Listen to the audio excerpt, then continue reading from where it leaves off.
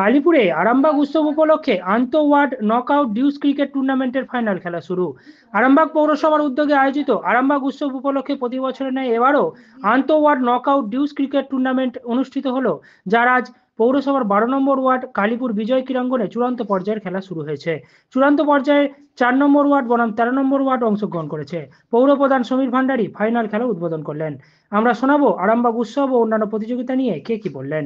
আরামবাগ টাইমসের রিপোর্ট।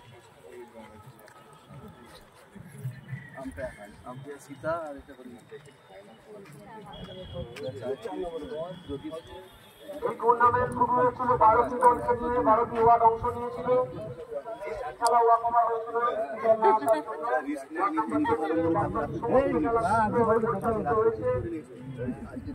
আজকে ফাইনাল।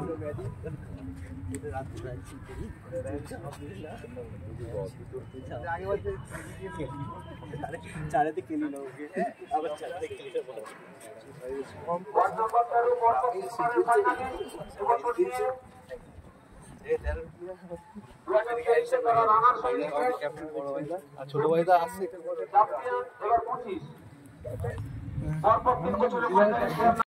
আজকে এই যে মূল পর্ব, আজকে যে শেষ চূড়ান্ত পর্যায়ের খেলা হচ্ছে, একটু যদি বলেন। আজকে আরামবাগ উৎসবের চূড়ান্ত ফাইনাল ক্রিকেটের, সেখানে 4 নম্বর এবং 13 নম্বর ওয়ার্ডের খেলোয়াড়রা অংশগ্রহণ করছে।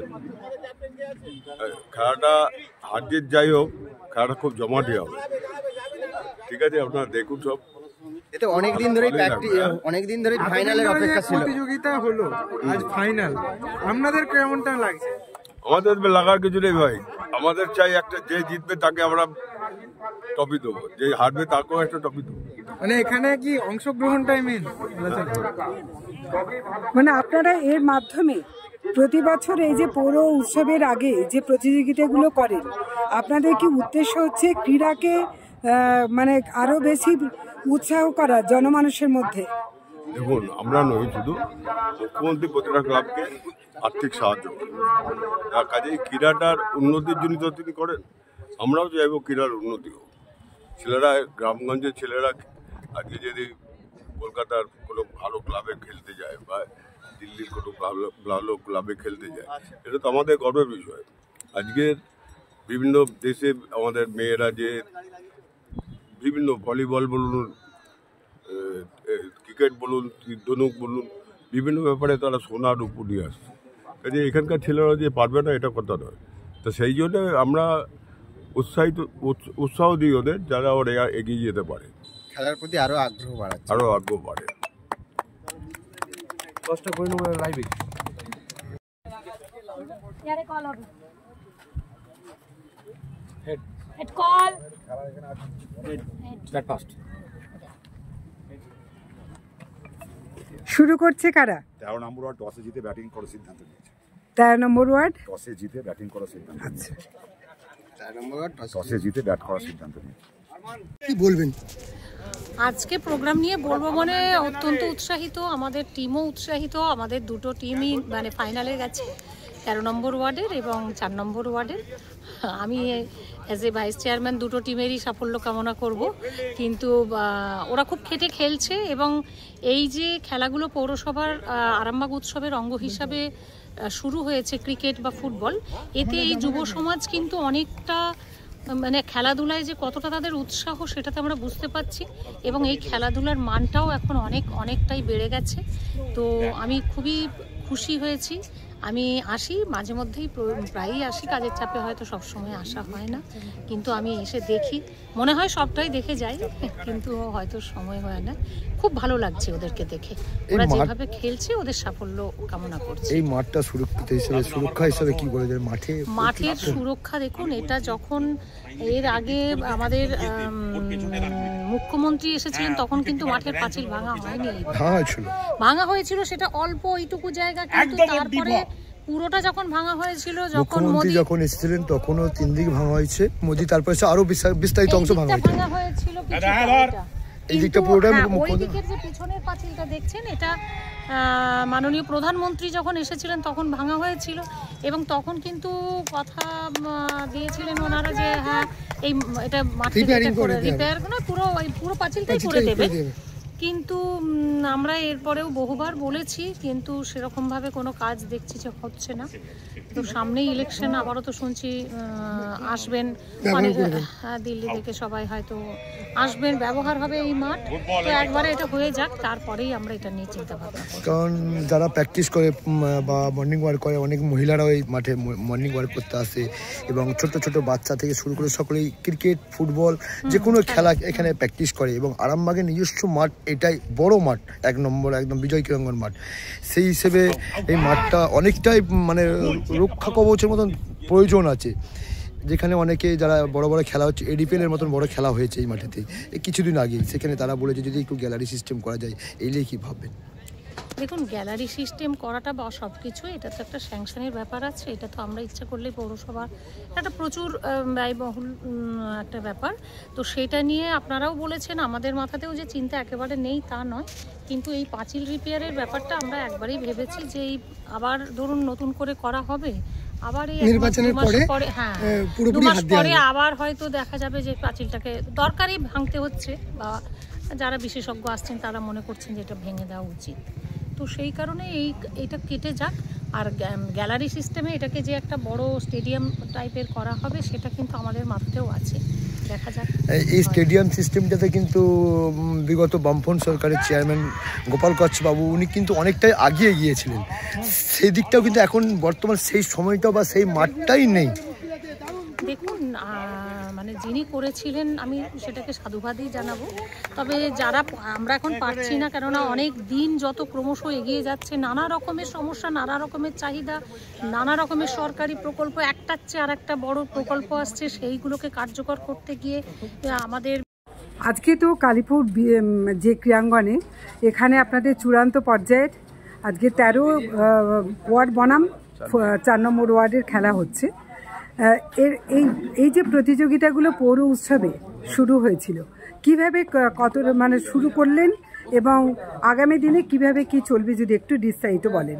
দেখুন, প্রথমে বলি, আমাদের আরামবাগ পৌরসভার চেয়ারম্যান, ভাইস চেয়ারম্যান এবং অন্যান্য কাউন্সিলররা সবসময় চায় যে আমাদের আরামবাগের ছেলেমেয়েরা যে কোনো খেলা হোক, সাংস্কৃতিক জগৎ হোক, উন্নতি করার জন্য তাদেরকে সহযোগিতা করে। কিভাবে না, আমাদের দেখবেন আপনি, আমাদের আরামবাগ উৎসব শুরু হওয়ার আগে প্রথমে শুরু হয় আমাদের সাঁতার কম্পিটিশান পৌরসভার থেকে শুরু হয়। তারপরে হয় ফুটবল খেলায় বিজয়িত দল হয়েছে 11 নম্বর ওয়ার্ড। তারপরে এখন চলছে ক্রিকেট খেলা, 12টি ওয়ার্ডের মধ্যে ক্রিকেট খেলা শুরু হয়েছিল। আজকে তার চূড়ান্ত খেলা ফাইনাল অনুষ্ঠিত হবে 13 নম্বর ওয়ার্ডে। এখানে যারা জয়লাভ করবে তারা মূল মঞ্চে প্রাইজ দেবে 28 তারিখ। এবং তার সঙ্গে দেখবেন আর কিছুদিন পরে শুরু হবে আমাদের ভলিবল টুর্নামেন্ট, তারপরে হবে স্পোর্টস আছে, তারপরে সাংস্কৃতিক অনুষ্ঠান আছে। আমাদের শিশুদানের যে মঞ্চ আছে, ওখানে নানা রকম সাংস্কৃতিক গান, নাচ, আবৃত্তি, নাটক এইসব নিয়ে সাংস্কৃতিক অনুষ্ঠান শুরু হবে।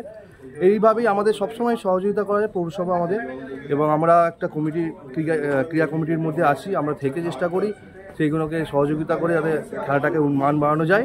একইভাবে আমরা এগিয়ে যাচ্ছি, এবং আমাদের মাথার উপর অবশ্যই হাত আছে চেয়ারম্যান সাহেব, ভাইস চেয়ারম্যান ম্যাডাম এবং অন্যান্য কাউন্সিলর, আমাদের পোস্ট কমিটির আহ্বায়ক আছে 13 নম্বর ওয়ার্ডের কাউন্সিলর রতিনবাবু এবং অন্যান্য কাউন্সিলর, সবাই থেকে আমাদের এইটা এগিয়ে নিয়ে যায়। সাংস্কৃতিক অনুষ্ঠান শুরু হচ্ছে 22 তারিখ, 16 তারিখ থেকে কম্পিটিশনগুলো শুরু হচ্ছে, আর মূল অনুষ্ঠান শুরু হচ্ছে আমাদের বয়েজ মিটর মাঠে যে আরামবাগ উৎসব 22 তারিখ থেকে 29 তারিখ। এবং এদিনের যে শিল্পীরা আসছে সবই নামি দামি শিল্পী এবারে আসছে, সেটাও আমাদের চেয়ারম্যান স্যার, ভাইস চেয়ারম্যান থেকে 6 তারিখ আমাদের মেলার ভিত পুজো হবে, সেদিনকেই আমাদের অ্যানাউন্সমেন্ট করবে কে কে আসছে না আসছে। আপনার নামটা? আমার নাম পার্থপ্রতিম, আমিও ক্রীড়া কমিটির একজন সদস্য। আরামবাগ পৌরসভার উদ্যোগে আরামবাগ টাউনের যে 19টা ওয়ার্ড আছে, সেই 19টা ওয়ার্ডের অর্থাৎ আন্তঃ ওয়ার্ড ক্রিকেট টুর্নামেন্ট আজ ফাইনাল। এই ফাইনালে অংশগ্রহণ করেছে আরামবাগ পৌরসভার 13 নম্বর ওয়ার্ড এবং 4 নম্বর ওয়ার্ড। উভয় দলকেই আমি উৎসাহিত করবো যে তারা যেন নিজের খেলাটি এখানে খেলে, এবং এটাও বলবো যে খেলায় হার জিত আছেই, হারা বা জিতা এটা কোনো ব্যাপার নয়, খেলায় অংশগ্রহণ করাটাই বড় কথা। এবং যে যার শরীরকে বাঁচিয়ে আশা করি প্রত্যেকেই খেলবে, এমন কোনো ঝুঁকি যেন যাতে না নেয়, যাতে শরীরের প্রতি কোনো ব্যাঘাত সৃষ্টি হয় বা আঘাত লাগে। এবং এই ক্রিকেট টুর্নামেন্টের সঙ্গে সঙ্গেই আগামী দিনে আমাদের যে খেলাগুলো এখনো বাকি আছে তার মধ্যে আছে ভলিবল, যেটা 19টা ওয়ার্ডের মধ্যেই হবে।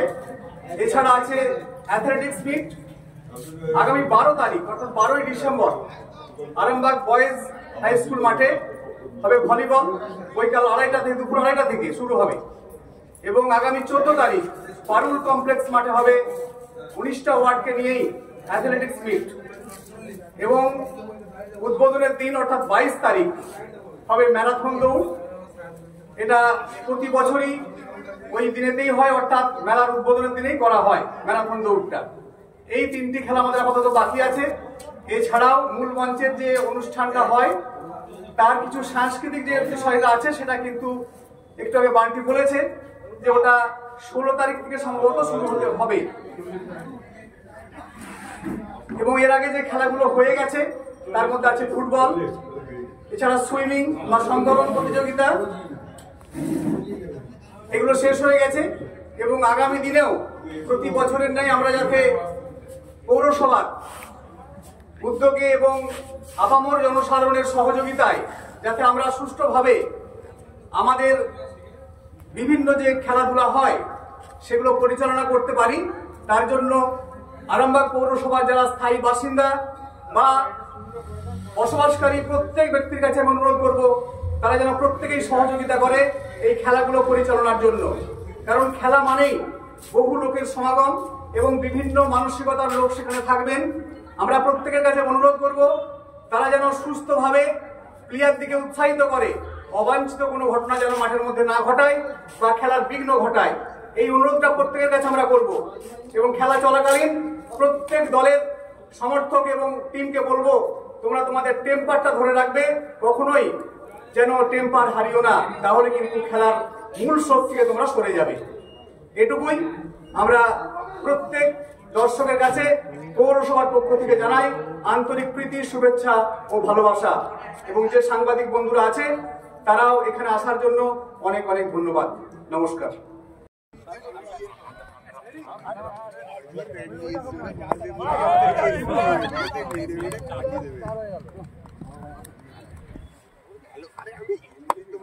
চার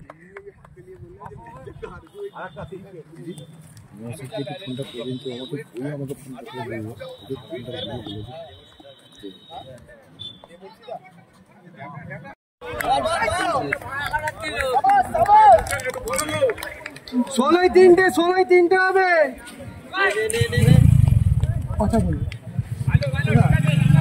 এই সময় বিভিন্ন বিষয়ে ক্রীড়ার দিক থেকে দেখা গেছে আজকে খেলার বিষয়টা যদি একটু বলেন।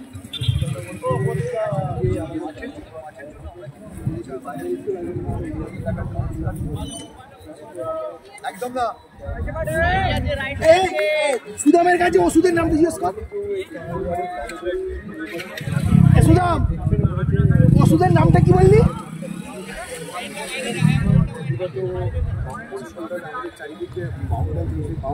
ভুলে যাচ্ছি নামটা খালি। সমস্ত ভেঙে যেতে মিটিং মিটিংয়ের জন্য ভেঙে দেওয়া হয়েছে, সেগুলো কিন্তু আবেদন রেখেছি অনেক। আমরাও কিন্তু আবেদন রেখেছি।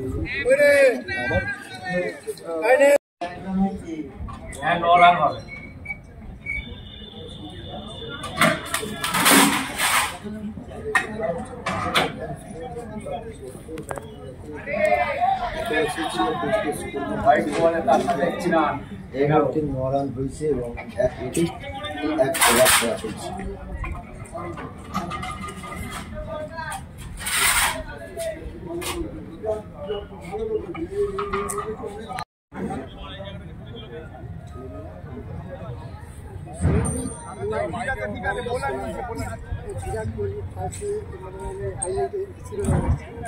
তার এই আবেগটাকে কিভাবে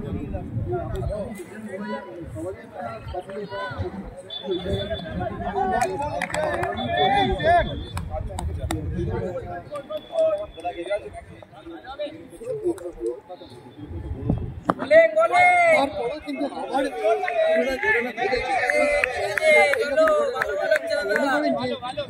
যে সুরক্ষাটা আরো মজবুত